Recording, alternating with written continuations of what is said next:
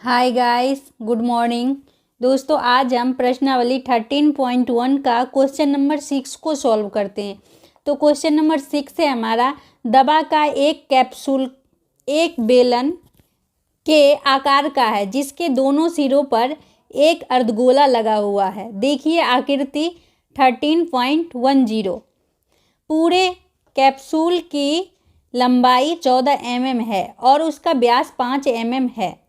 इसका पृष्ठीय क्षेत्रफल ज्ञात कीजिए। तो चलिए दोस्तों, सबसे पहले हम आकृति 13.10 दिखाते हैं आपको। तो देखिए दोस्तों, आकृति 13.10 ये हमारी है। इसमें कह रहा है कैप्सूल की कुल लंबाई जो है 14 mm है और इसका व्यास जो है ये 5 mm है। ये व्यास जो है वो 5 mm दिया हुआ है। तो दोस्तों कह रहा है इसका पृष्ठीय क्षेत्रफल ज्ञात कीजिए। तो दोस्तों देखिए, हमारा ये अर्धगोला जो दिया हुआ है उसका व्यास जो है वो 5 दे दिया है। तो व्यास 5 दिया हुआ है, तो व्यास से हम त्रिज्या निकाल लेंगे। तो त्रिज्या निकालना बहुत ही ईजी है दोस्तों, क्योंकि व्यास दिया हुआ है तो त्रिज्या व्यास बाय 2 हमारा त्रिज्या होता है। तो दोस्तों पहले हम अर्धगोले का त्रिज्या निकाल लेंगे और फिर हम अर्धगोले का पृष्ठीय क्षेत्रफल निकाल लेंगे दोस्तों। अब फिर दोस्तों ये हमारा बेलन दिया हुआ है तो हम बेलन का पृष्ठीय क्षेत्रफल निकाल लेंगे। और फिर हमारा क्वेश्चन में कह रहा है दोस्तों इसका पृष्ठीय क्षेत्रफल, ये पूरा का जो है पृष्ठीय क्षेत्रफल कह रहा है ज्ञात करने के लिए। तो दोस्तों सबसे पहले हम दो अर्धगोला जो दिया हुआ है उसका हम त्रिज्या निकालते हैं और फिर अर्धगोले का पृष्ठीय क्षेत्रफल निकालते हैं। उसके बाद दोस्तों हम बेलन का पृष्ठीय क्षेत्रफल निकालते हैं। फिर मैं आगे समझाऊंगी जो आगे आपको पृष्ठीय क्षेत्रफल, ये पूरा का जो है पृष्ठीय क्षेत्रफल निकालने के लिए मुझे क्या करना है। तो चलिए दोस्तों हम क्वेश्चन को सॉल्व करते हैं। तो सबसे पहले दोस्तों हम लिखते हैं चूंकि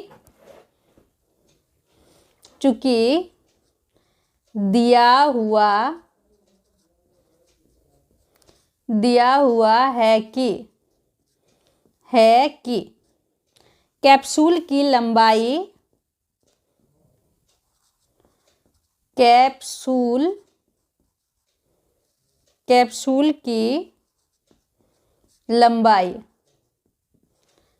कैप्सूल की लंबाई बराबर 14 mm है।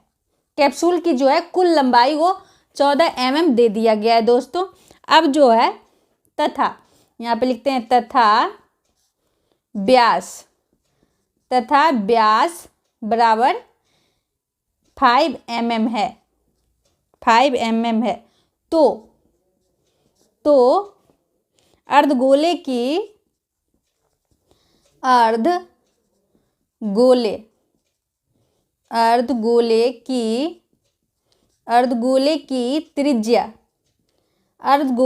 त्रिज्या दोस्तों, ये बेलन का जो है व्यास वो दिया हुआ है 5 mm है। तो बेलन में जो है बेलन में ही हमारा दो अर्धगोला दिया हुआ है। आकृति को दोस्तों देखिए, दोस्तों आप आकृति को देखिए, बेलन में ही हमारा दो अर्धगोला दिया हुआ है। तो जो हमारा बेलन का त्रिज्या होगा वही हमारा अर्धगोला का त्रिज्या होगा दोस्तों यहाँ पे। तो दोस्तों देखिए, सबसे पहले हमारा व्यास दिया हुआ है तो व्यास से हम अर्धगोले की त्रिज्या निकालते हैं। तो अर्धगोले की त्रिज्या बराबर सूत्र होता है व्यास बाय 2। तो व्यास जो है वो हमारा 5 दिया हुआ है तो 5/2 mm ये हमारा अर्धगोले का त्रिज्या हो गया दोस्तों। तथा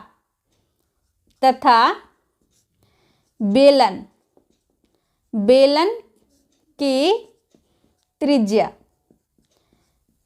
बराबर, ये भी हो जाएगा हमारा 5/2 mm ये हमारा हो गया दोस्तों। अब बेलन की जो है ऊंचाई हमें मालूम करना है दोस्तों, क्योंकि बेलन का पृष्ठीय क्षेत्रफल ज्ञात करने के लिए दोस्तों सूत्र होता है 2πr/h। तो 2 है, पाई का मान हमें मालूम है, r जो है त्रिज्या मुझे मालूम हो गया, लेकिन h नहीं मालूम है तो h हमें ज्ञात करना होगा दोस्तों। तो दोस्तों देखिए, ये कैप्सूल की कुल लंबाई जो है ये 14 mm दे दिया गया है।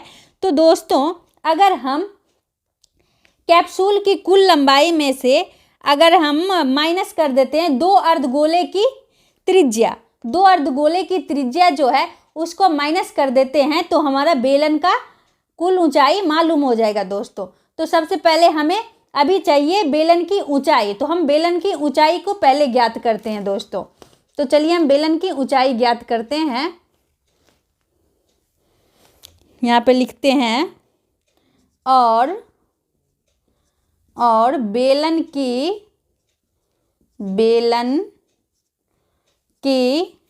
ऊंचाई, बेलन की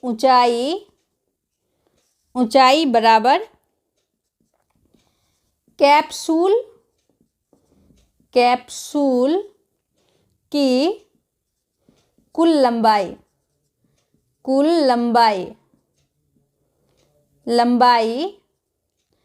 माइनस दो अर्धगोले की त्रिज्या,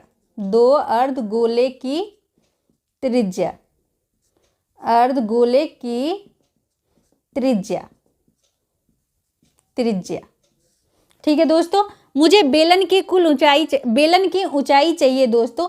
तो कैप्सूल की कुल लंबाई में से अगर हम माइनस कर देते हैं 2 बेलन की त्रिज्या, तो ये हमारा हो जाएगा कैप्सूल की कुल लंबाई जो है ये हमारा दे दिया गया 14। तो 14 माइनस 2 इंटू अर्धगोले की त्रिज्या, 2 अर्धगोले की त्रिज्या है तो ये हमारा है 5/2। 2 से हम 2 को काट दिए तो ये हमारा हो जाएगा 14 माइनस 5, तो ये हमारा निकल आया दोस्तों, आएगा 9 mm। तो बेलन की ऊंचाई जो है ये हमारा निकल आया है 9 mm। तो हम पहले दोस्तों एक अर्धगोले की पृष्ठीय क्षेत्रफल ज्ञात करते हैं। चूंकि एक अर्धगोले का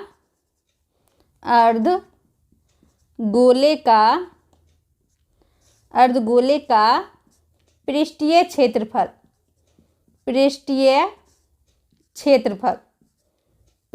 क्षेत्रफल बराबर 2πr²।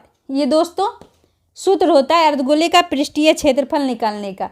अब दोस्तों देखिए 2 × 22/7 इंटू r जो है वो हमारा 5/2 है। तो 5/2 को 2 बार हम लिख दिए, 2 से हम 2 को काट दिए और 2 से 11 दूना 22। अब दोस्तों हम इसको गुना कर लेते हैं तो ये हमारा हो जाएगा 275/7। ये दोस्तों एक हमारा अर्धगोले का पृष्ठीय क्षेत्रफल निकल आया है। लेकिन बेलन में जो है, ये कैप्सूल में जो है ये पूरे 2 अर्धगोले हमें दिया हुआ है, तो हमें 2 अर्धगोले का पृष्ठीय क्षेत्रफल ज्ञात करना होगा। इसलिए 2 अर्धगोले का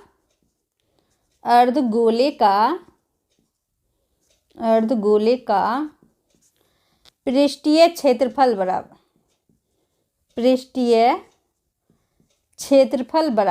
बराबर हो जाएगा हमारा, एक अर्धगोले का पृष्ठीय क्षेत्रफल 275/7 निकला है। तो इसमें हम 2 से गुना कर देते हैं तो 2 हमारा अर्धगोले का पृष्ठीय क्षेत्रफल निकल आएगा दोस्तों। अब दोस्तों हम इसको गुना कर लेंगे तो ये हमारा हो जाएगा 550/7 mm²। ये दोस्तों mm हो जाएगा यहाँ पे mm²। अब दोस्तों 2 अर्धगोले का पृष्ठीय क्षेत्रफल हमारा निकल आया। अब जो हमारा बेलन है तो हम बेलन का पहले पृष्ठीय क्षेत्रफल निकालते हैं दोस्तों। यहाँ पे लिखते हैं अब बेलन का पृष्ठीय क्षेत्रफल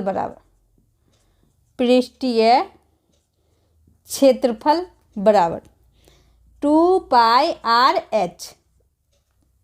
बेलन का पृष्ठीय क्षेत्रफल का सूत्र होता है 2πrh। तो 2 × 22/7 इंटू r जो है वो हमारा बेलन का निकल आया है 5/2। तो 5/2 इंटू ऊंचाई जो है वो हमारा निकल आया 9 mm। ठीक है दोस्तों। अब दोस्तों हम इसको काट लेते हैं, 2 से हमारा 2 कट गया। अब दोस्तों हम ये सबको गुना करते हैं, 22 × 5 × 5 × 9 / 7। अब दोस्तों ये हमारा हो जाएगा, ये सबको हम गुना करेंगे तो 990/7 mm²। ये हमारा दोस्तों हो गया 990/7 mm²। अब दोस्तों कह रहा है, क्वेश्चन में कह रहा है इसका पृष्ठीय क्षेत्रफल ज्ञात कीजिए। तो कैप्सूल का जो है हमें पृष्ठीय क्षेत्रफल ज्ञात करने के लिए कह रहा है। तो हम लिखते हैं अतः पृष्ठीय क्षेत्रफल बराबर बेलन का पृष्ठीय क्षेत्रफल, बेलन का पृष्ठीय क्षेत्रफल। दोस्तों आप एक बार आकृति को देख लीजिए। ये जो हमारी कैप्सूल बनी है वो एक बेलन और 2 अर्धगोले से बना हुआ है। तो हम बेलन का पृष्ठीय क्षेत्रफल प्लस 2 अर्धगोले का पृष्ठीय क्षेत्रफल को अगर हम जोड़ देते हैं तो हमारा कैप्सूल का पृष्ठीय क्षेत्रफल ज्ञात हो जाएगा दोस्तों। तो बेलन का पृष्ठीय क्षेत्रफल प्लस 2 अर्धगोले का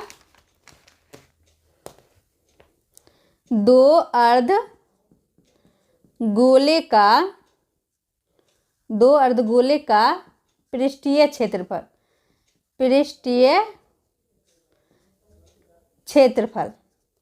ठीक है दोस्तों, इसको आप समझ गए होंगे। दोस्तों मुझे कैप्सूल का पृष्ठीय क्षेत्रफल चाहिए, तो यहाँ पे बेलन का पृष्ठीय क्षेत्रफल प्लस 2 अर्धगोले का पृष्ठीय क्षेत्रफल। अब दोस्तों देखिए यहाँ पे बेलन का जो पृष्ठीय क्षेत्रफल है वो हमारा आ गया 990/7 प्लस, अब जो है 2 अर्धगोले का पृष्ठीय क्षेत्रफल जो है वो हमारा निकल आया है 550/7। अब दोस्तों हम इसको एलसीएम ले लेते हैं, तो ये हमारा हो जाएगा 7 और फिर ये हमारा हो जाएगा 990 प्लस 550। अब दोस्तों हम इसको जोड़ लेते हैं, तो ये हमारा हो जाएगा 1540/7। अब दोस्तों हम इसको काट देते हैं, तो 7 दूना 14 और 7 दूना 14, तो ये हमारा हो गया 220। तो हम यहाँ पे लिख देते हैं 220 mm² आंसर। तो दोस्तों कैप्सूल का पृष्ठीय क्षेत्रफल हो गया हमारा 220 mm²। तो दोस्तों अगर ये वीडियो आपको पसंद आई हो तो लाइक एंड सब्सक्राइब जरूर करें दोस्तों। बाय।